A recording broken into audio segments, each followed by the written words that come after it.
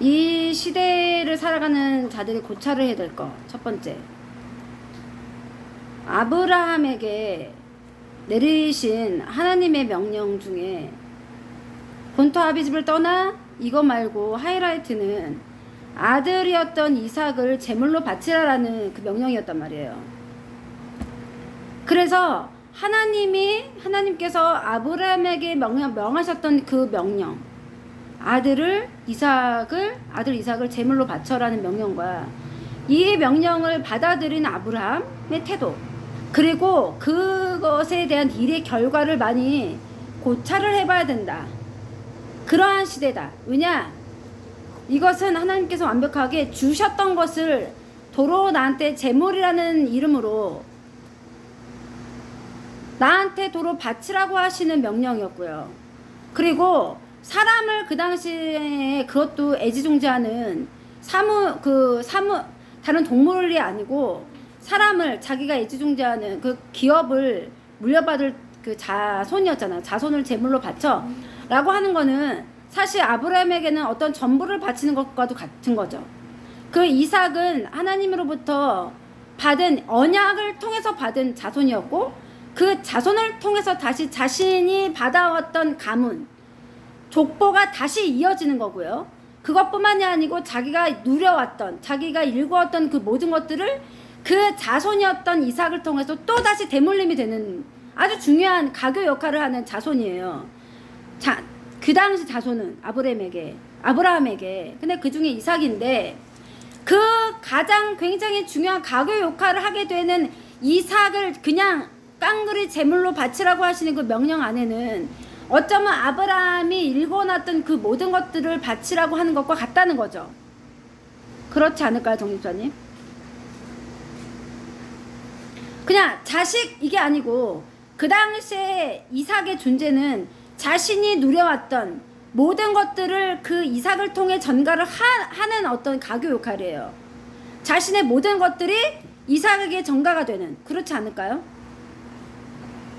자신은 죽고 없어져도 자신의 자식인 이삭을 통해서 자신의 가문의 어떤 족보가 또다시 이어지게 되는 거고, 자신이 죽어 없어져도 자신이 또다시 일궈낸 어떤 모든 재물, 또 다른 자손, 또 다른 어떤 것들이 가교 역할에 대해서 이삭을 통해서 이게 다시 그 다음 세대로 넘어가는 가교 역할로서 아주 자신의 전부라는 거예요.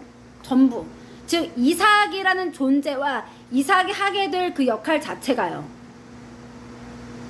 그걸 제물로 바치라고 하는 것은 아브라함의 전체를 바치는 것과도 같아요. 그런데 이 명령에 그는 순종했고요. 자신의 전부가 될 수 있는, 그리고 하나님이 주신 것을 하나님의 도로 가져가시는 것에 대해서 불평이 없었다는 거고요. 불평의 표출은 실제로 입으로 하는 불평이 될 수도 있지만, 이것을 다른 것으로 그냥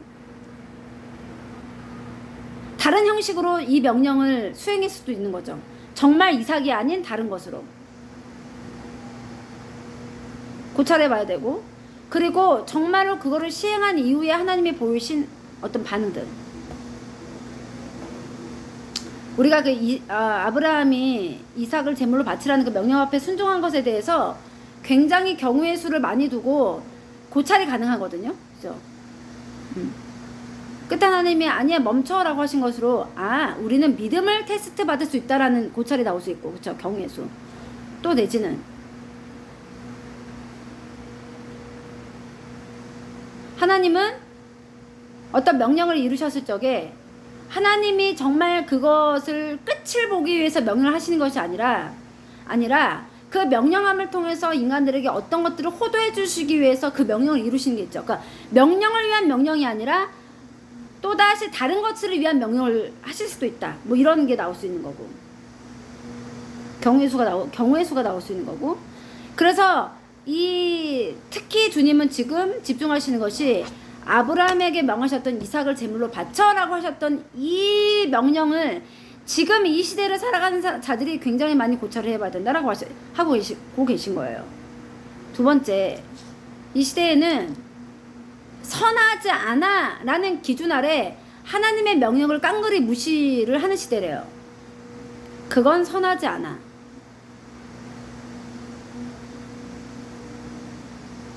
그건 선해. 와, 정말 선한 명령이네 때문에 그 사역자가 욕을 안 먹는데요. 아, 그 응답을 받았는데 굉장히 선한 거야. 근데 어떤 응답을 받았는데 뭐야, 10년간 기르던 강아지를 죽이라고 하시네? 예를 들면요, 예를 지금 들 게 없어요. 순간 선하지 않아. 인간들이 볼 적에 야, 10년 동안 기른 강아지를 그냥 무턱대고 죽여?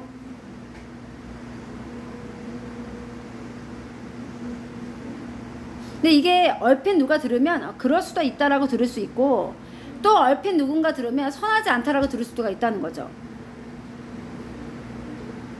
어떤 메시지와 어떤 명령 앞에 인간들이 부리는 선하지 않아 라는 기준을 두고 그 하나 그 메시지를 받아들인다는 거예요.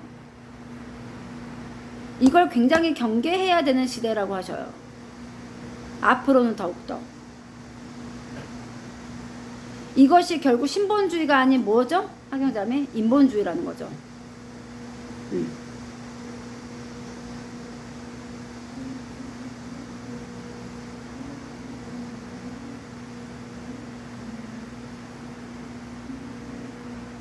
이 두 가지를 굉장히 경계를 해야 되는 시대다.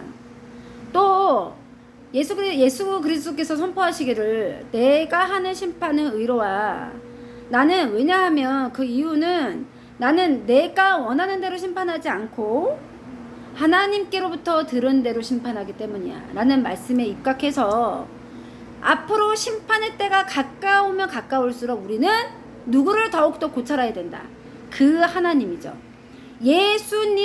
예수에게 어떻게 심판하라고 명하시는 그 하나님의 음성에 따라 예수께서 난 그렇게 심판할 거다라고 하셨고, 때문에 하나님이 어떠신 분인지를 고찰함에 따라 우리가 그 심판의 위험으로부터 비껴줄 수 있고 심판을 받을 수도 있다는 거죠. 그렇지 않을까요, 그다음에? 그만큼 하나님을 알면 알수록 하나님이 어떤 걸 더 좋아하시고 하나님이 무엇을 그토록 싫어하시는지 우리가 알 수 있어요. 알 수 있게 되는 접점에 다다른데요. 하나님을 많이 고찰하다 보면.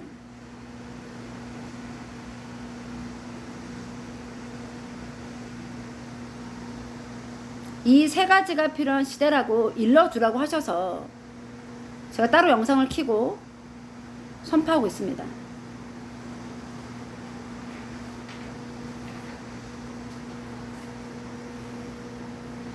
그러면 그 하나님 중심에 이루어지는 명령을 인본주의적인 시각으로 받아들이고 하고 안 하고 하면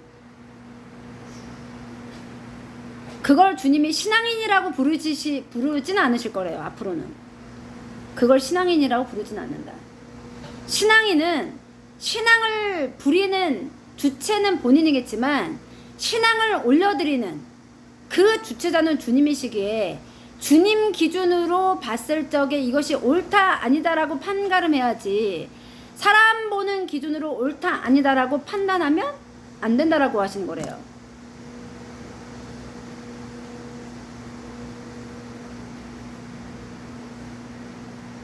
그리고 이것이 하나님 보시기에 옳은지 안 옳은지는 그것이 헷갈릴 적에는 기도하라 하셔요. 그리고 그 기도의 응답이 빨리 떨어지지 않는다라고 무조건 그 명령을 수행하라고 하지 말래요. 어느 접점에 순간에 가서는 그 문제가 해결이 된대요. 기도하는 자들은.